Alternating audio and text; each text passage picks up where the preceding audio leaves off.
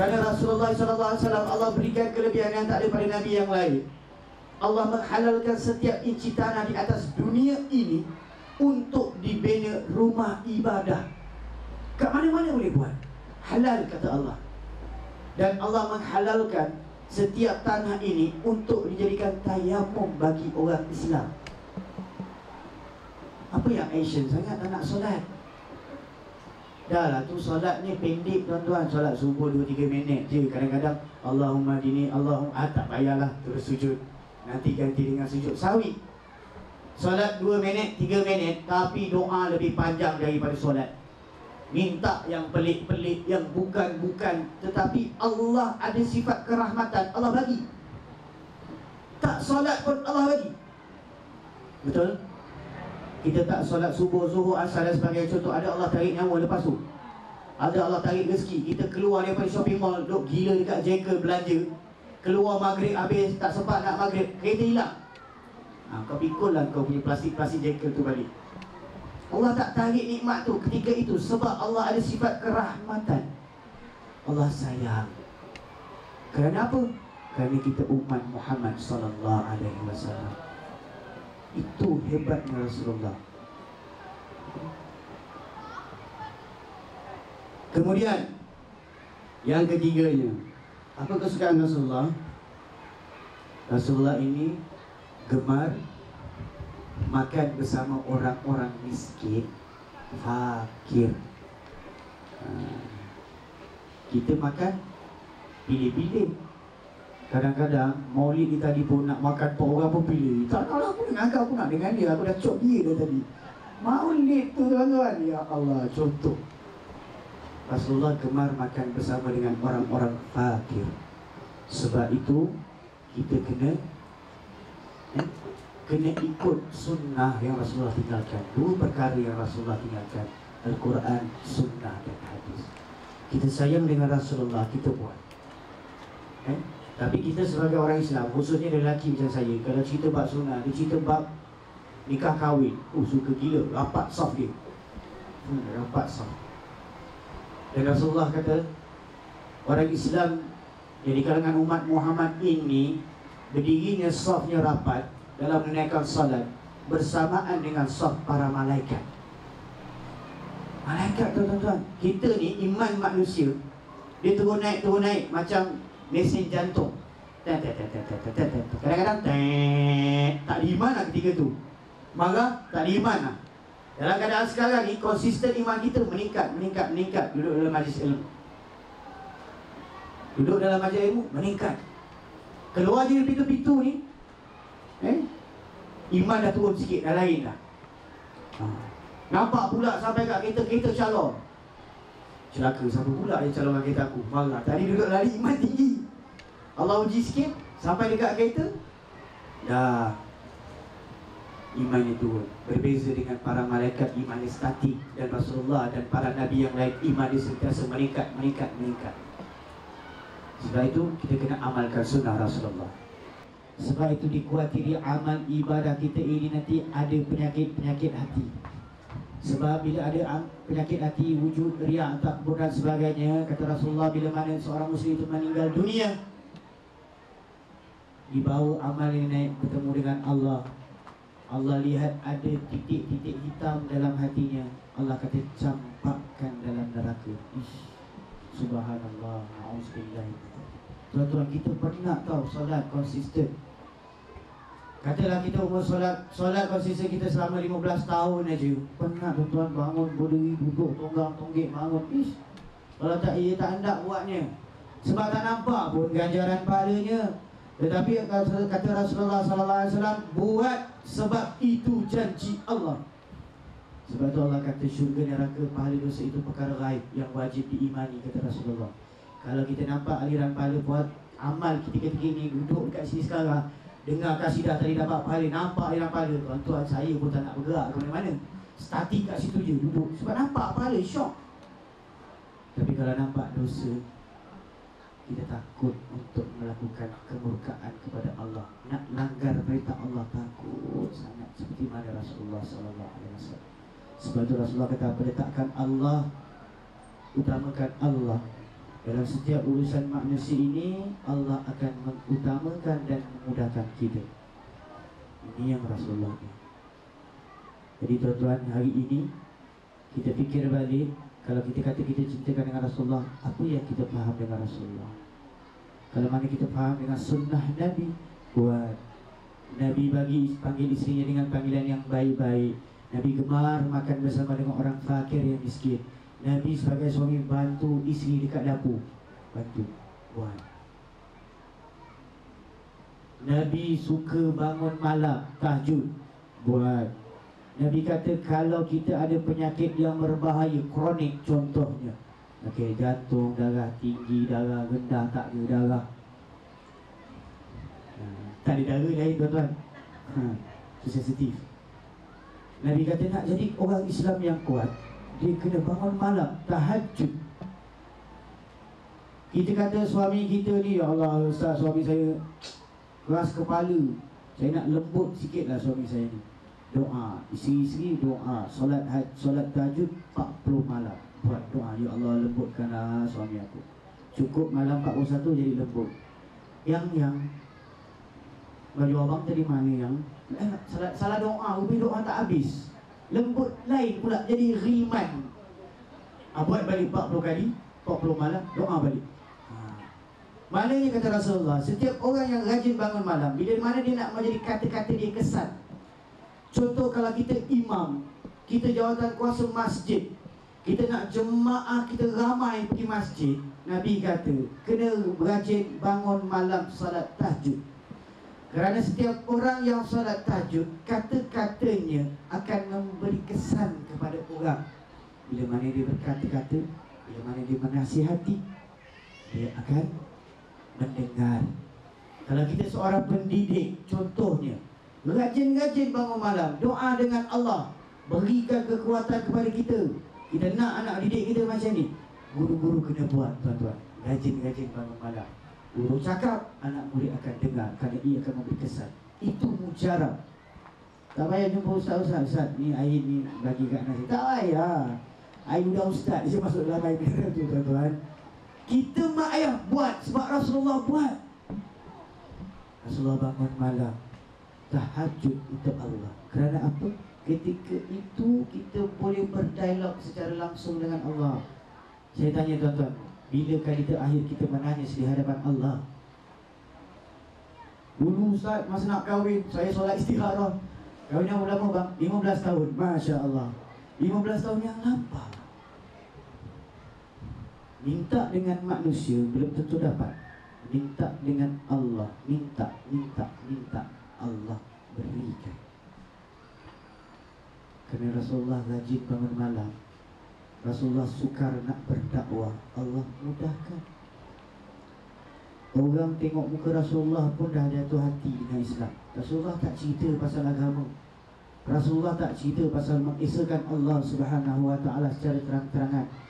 Rasulullah pertunjukkan dengan cara Rasulullah bercakap, bergaul dengan masyarakat, pemakaian dan sebagainya. Selesai, Allah mudahkan. Jadi hari ini kita nak tunjukkan yang kita ini orang Islam, cakap baik-baik dengan orang-orang Islam, beri salam dengan orang Islam. Kalau kita naik kenderaan, kata Rasulullah, orang yang naik kenderaan nampak dengan orang yang jalan kaki, yang kenderaan berhentikan, slowkan kenderaan tersebut.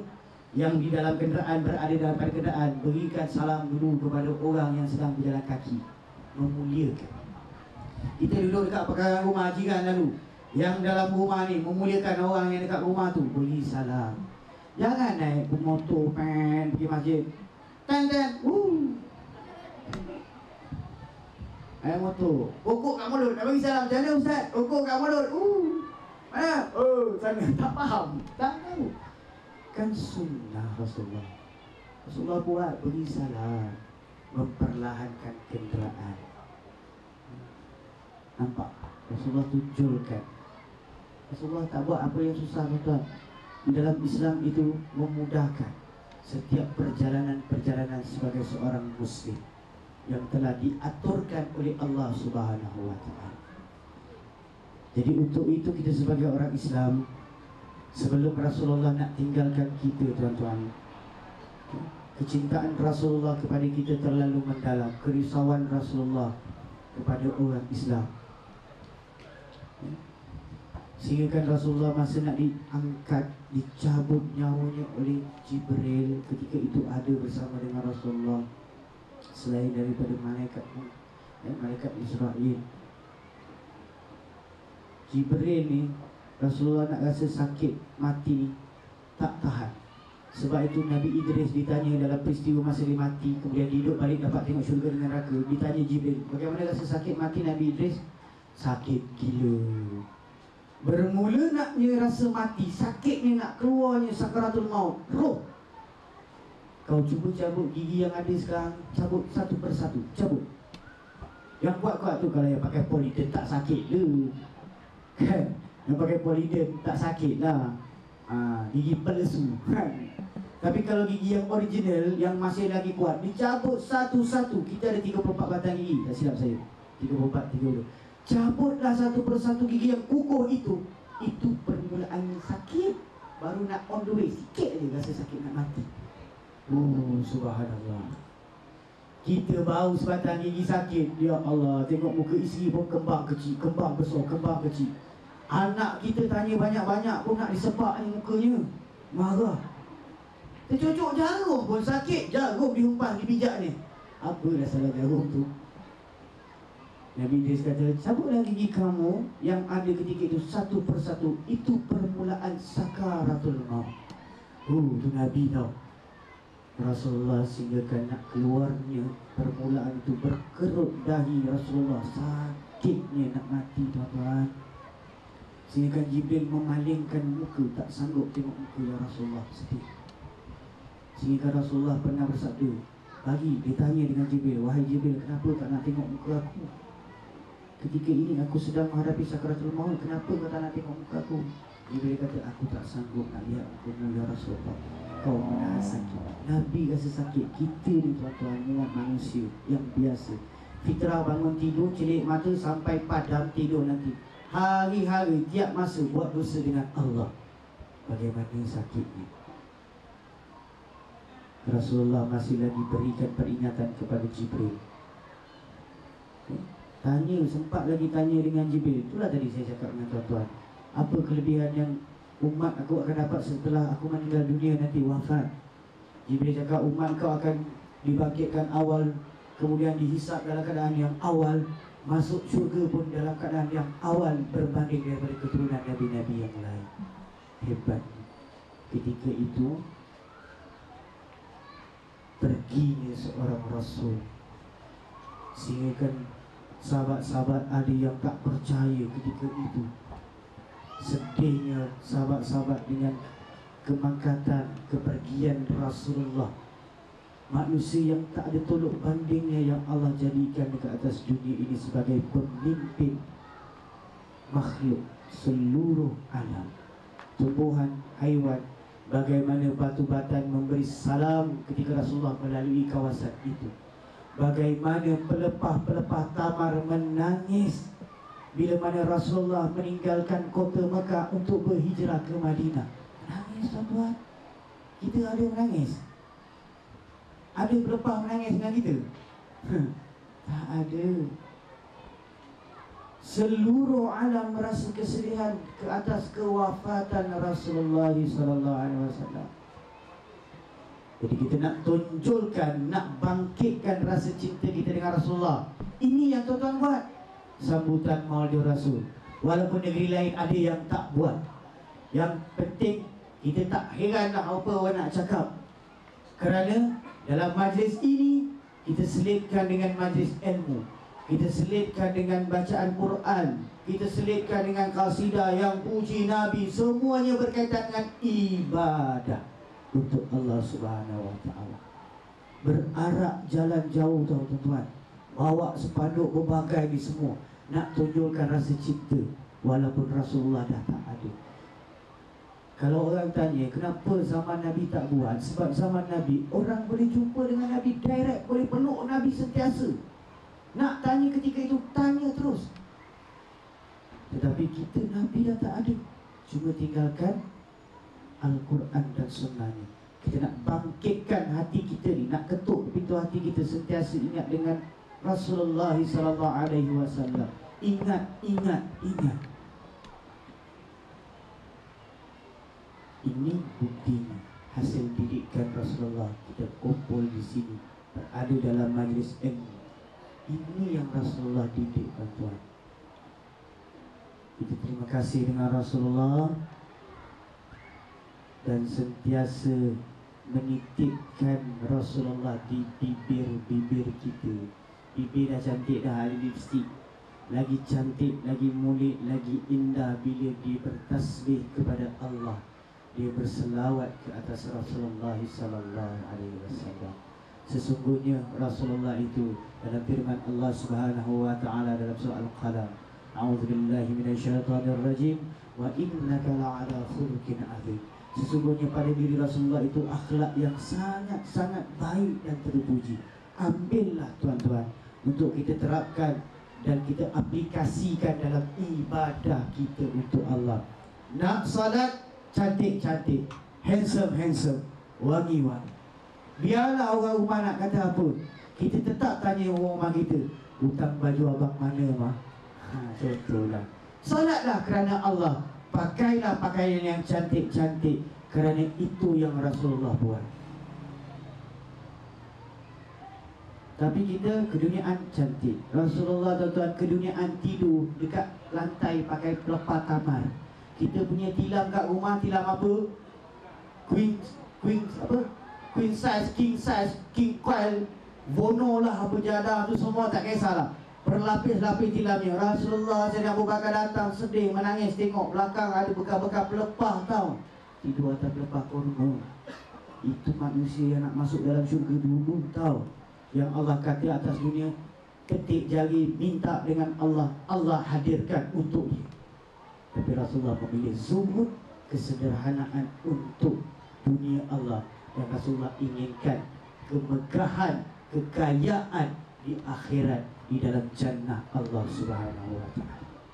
Muslimin muslimat yang dimati Allah Subhanahu wa taala, dengan sedikit perkongsian ilmu kita pada pagi ini, saya tak minta banyak-banyak tuan-tuan. Saya cuma nak mengingatkan diri saya dengan tuan-tuan. Yang pertamanya, sayangilah Al-Quran. Selagi mana Al-Quran itu ada, amalkan, bacalah, sayangilah, permudahkan, fahamilah. Kerana bila mana Allah angkat balik Al-Quran tersebut, kita dah tak rujuk dengan apa tuan-tuan? Al-Hafiz. Ketika itu kita jumpa Al-Hafiz kata, Tuan Haji nak jumpa dengan saya, nak bertalaki baca 10,000 sebulan. Boleh? Sebab saya yang hafal Al-Quran, orang lain tak hafal. Jadi bila mana Quran tu masih kekal, bacalah walaupun sepotong ayat. Bacalah, Allah akan memberikan syafaat kepada pembaca-pembacanya. InsyaAllah memuliakan Allah, memuliakan Rasulullah, memuliakan Al-Quran. Allah akan memuliakan kita sebagai umat Rasulullah, dan yang paling spesialnya sebagai hamba kepada Allah Subhanahu wa taala. Jadi sebelum saya nak tinggalkan tuan-tuan, saya mohon maaf sekiranya sepanjang perkongsian ilmu kita pada pagi ini ada menyinggung mana-mana perasaan. Maklumlah orang muda, perasaan muda. Saya betulkan, bukan 30, 34. Allah bagi ekstra 4 tahun. Orang muda cakapnya kadang-kadang kasar, kadang-kadang cakapnya direct sangat.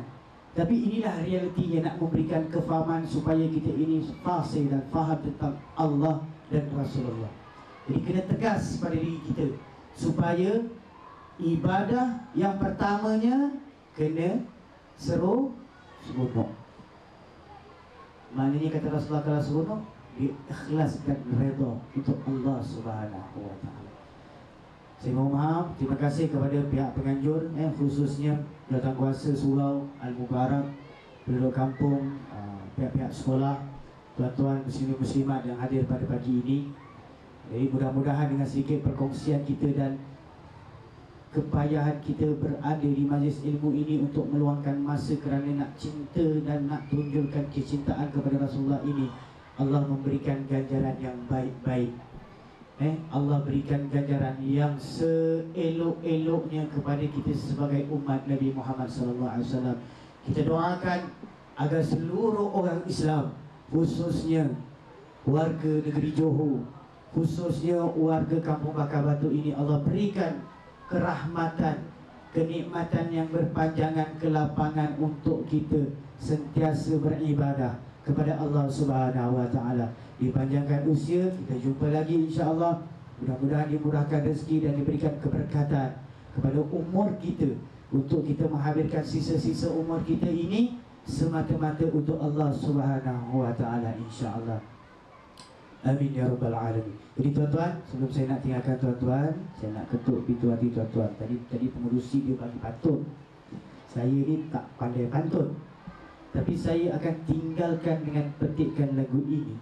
Mudah-mudahan Allah Subhanahu Wa Taala mengetuk pintu hati kita untuk kita sentiasa istiqamah dalam mengingati Allah dan istiqamah dalam mengingati Rasulullah dan mengamalkan sunnah baginda besar Muhammad sallallahu alaihi wasallam. Alangkah indahnya hidup ini, andai dapat ku tatap wajahmu, kan pasti mengalir air mataku karena pancaran ketenanganmu. Ya Rasulullah, ya Habiballah, tak pernah ku tatap wajahmu. Ya Rasulullah, ya Habiballah, kami rindu padamu. Sama-sama selawat. Allahumma salli ala Muhammad, ya Rabbi salli alaihi wasallim. Allahumma salli ala Muhammad, ya Rabbi salli alaihi wasallim. Aqulu qawli hadza wa astaghfirullahal azim li wa lakum. Wassalamu alaikum warahmatullahi ta'ala wabarakatuh.